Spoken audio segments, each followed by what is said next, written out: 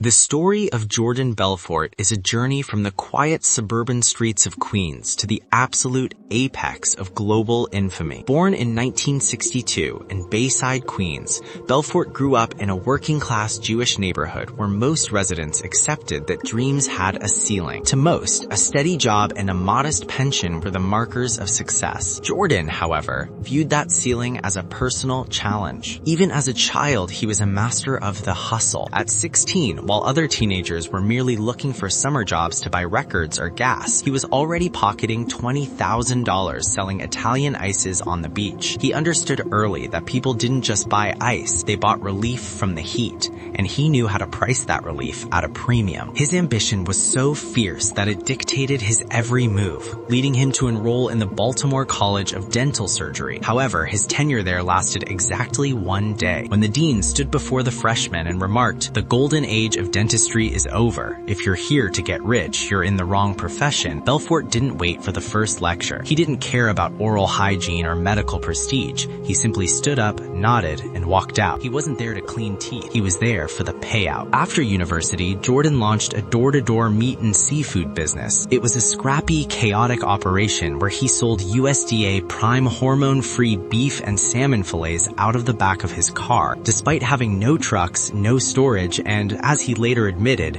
no clue, he was moving $100,000 of product a month through sheer verbal persuasion. But the business was a logistical nightmare. Steaks were melting in his back seat, deliveries were late, and meat was spoiling before it reached the customer. Inevitably, the business collapsed under a mountain of unpaid invoices, and Belfort went bankrupt at the age of 25. Yet in the wreckage, he discovered his true superpower. The product didn't matter. He could sell anything to anyone. He didn't need a better steak. He needed a better industry. This realization led him to Wall Street and an entry-level job at L.F. Rothschild in 1987. Here, he was introduced to the 1980s culture of power suits, grueling quotas, and the normalized use of narcotics in the bathroom stalls. Jordan was a quick study, learning the language of the markets and the art of the sale from seasoned veterans who viewed the retail investor as a whale to be harpooned. But then came Black Monday in October 1987. The markets crashed, the phones stopped ringing, and L.F. Rothschilds folded, leaving Jordan unemployed. While others saw ruin and contemplated new careers,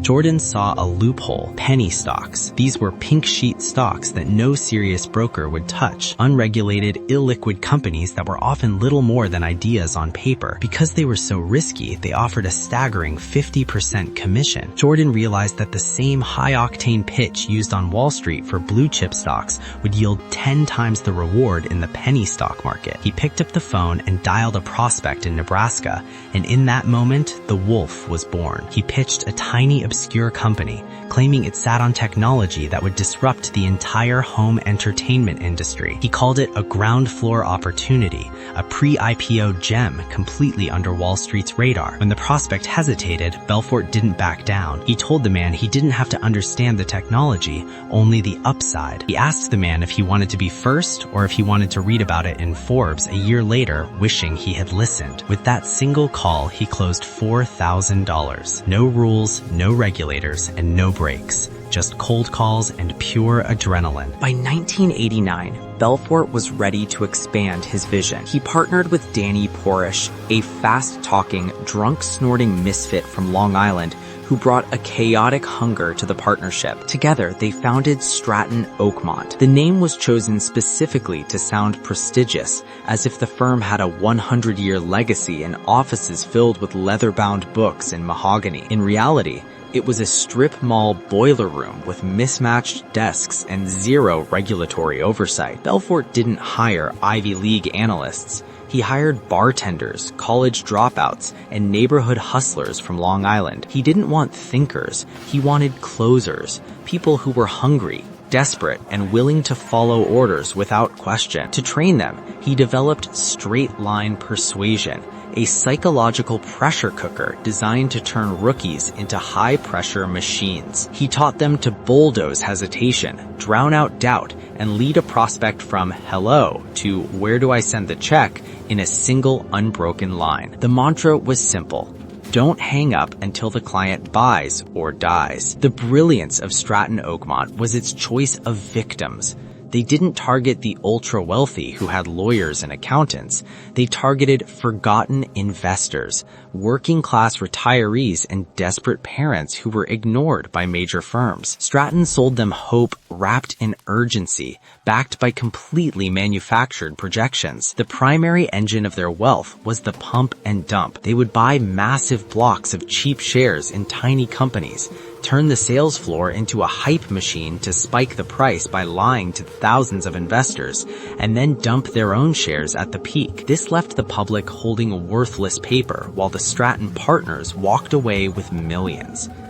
At Stratton, this wasn't seen as a crime, it was just another Tuesday. By the early 1990s, Stratton Oakmont was less a brokerage and more a carnival. The office was a blur of screaming phones, air horns, and enough narcotics to kill a rhinoceros. Jordan built a cult where fear and loyalty were the primary currencies. Top performers were treated like royalty, receiving huge bonus checks and even Rolexes tossed across the office like candy. Underperformers, however, were publicly humiliated and replaced in hours. The stories of depravity from this era became legendary.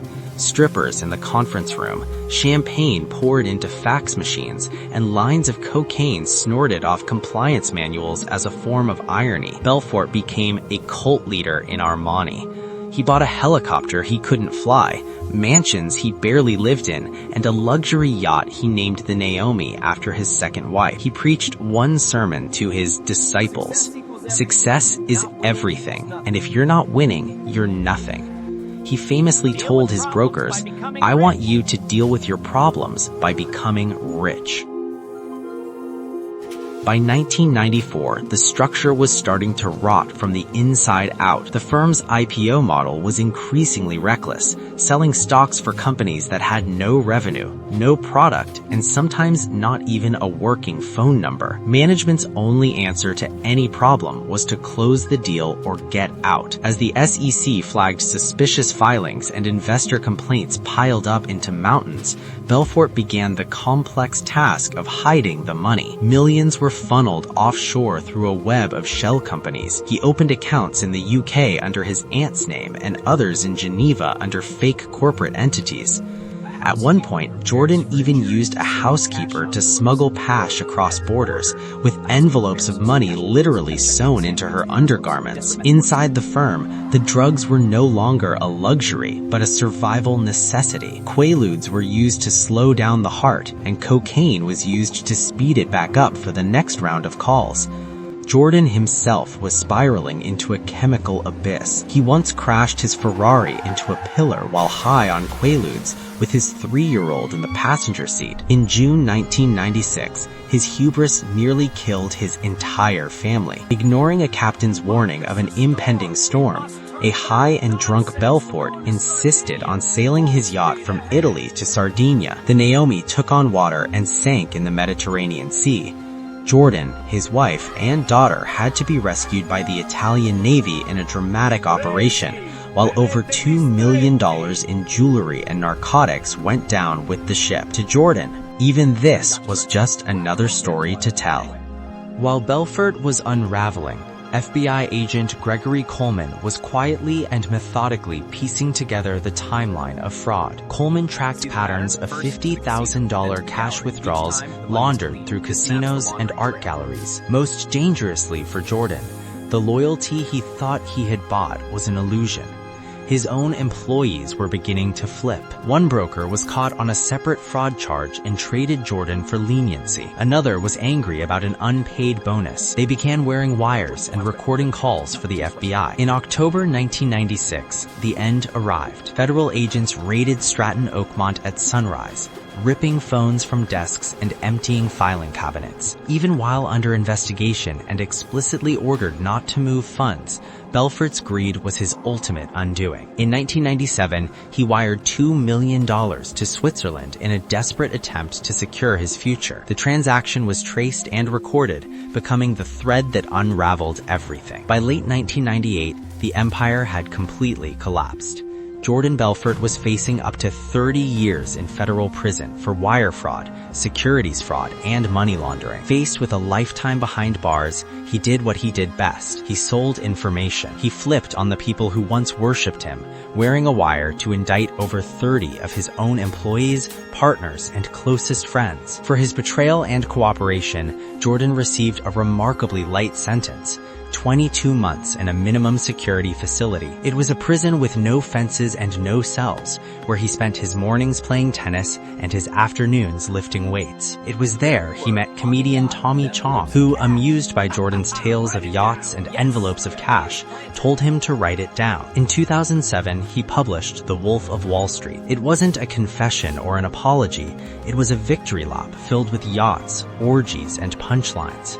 The public, fascinated by the excess and the outlaw lifestyle, ate it up. When Martin Scorsese and Leonardo DiCaprio turned it into a blockbuster in 2013, the convicted fraudster became a global pop culture icon. While audiences worldwide laughed at the film's antics, the people Jordan scammed were left with nothing. A teacher who lost her entire retirement, a war veteran who lost his life savings, and families who remortgaged their homes were left with debt and no closure. Although the court ordered Belfort to pay $110 million in restitution, only a tiny fraction has ever been paid to his victims. The rest remains vanished in offshore accounts, spent on his legal defense, or protected by loopholes. Today, Jordan Belfort is a motivational speaker and sales coach who teaches ethics on stages around the world. He wears the name The Wolf like a badge of honor rather than a scar. He didn't just escape justice, he sold it, turning a prison sentence into a book deal and fraud into international fame. Perhaps the most unsettling part of the story isn't that Belfort was greedy, but that the world applauded his return. As he once said, "I was guilty of being greedy, but so is everybody else." Maybe he got away with it because deep down, the world didn't want him punished. It wanted to be him.